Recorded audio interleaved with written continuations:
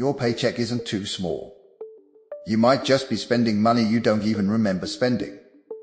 Think about the last time you checked your bank account and thought, where did all my money go? You remember the rent, the bills, the big purchases. But then you see 10, 20, 30 small transactions, and suddenly you can't explain half of them. A coffee, food delivery, Amazon, a subscription you forgot about. Another, it's only $10. And another. That's where your money disappears. Here's the crazy part. You might spend 20 minutes searching for a way to save $5 on something you actually need, while casually wasting hundreds on things you barely remember buying. And this isn't because you're bad with money. It's because modern spending is designed to feel effortless. Tap, click, swipe, done. The money leaves your account before your brain has time to think, do I actually want this? But more than 100 years ago, the Japanese had a surprisingly simple solution. It's called Kakeibo. And it starts with something almost ridiculously basic, a notebook and a pen. Kakeibo was introduced in Japan in 1904 by Hanimotoko, a pioneering Japanese journalist. The idea? Write down what you spend. Every purchase. No fancy app. No complicated spreadsheet. And that's not a weakness. The friction is the entire point. Because writing down a purchase forces you to pause. It turns, I bought this, into, I chose to spend money on this. And that tiny difference can change your behavior. But Kakeibo has another idea that's even more important. Most people think, I'll save whatever is left at the end of the month. Kakeibo flips it, save first. Spend what's left.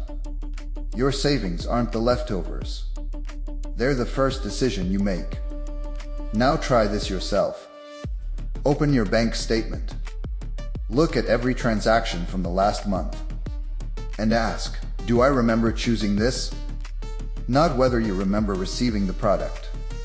Not whether you technically needed it. Do you remember making the decision? If you do, fine. But if you look at a transaction and think, wait, what was that? Pay attention. That's your invisible spending. And this is where things get uncomfortable, because you may discover that your biggest financial problem isn't one huge purchase. It's dozens of tiny ones.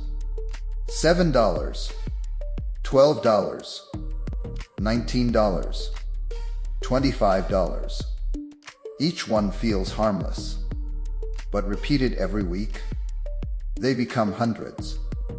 And you never experience the moment where you feel like you spent hundreds. That's why the leak is so difficult to notice.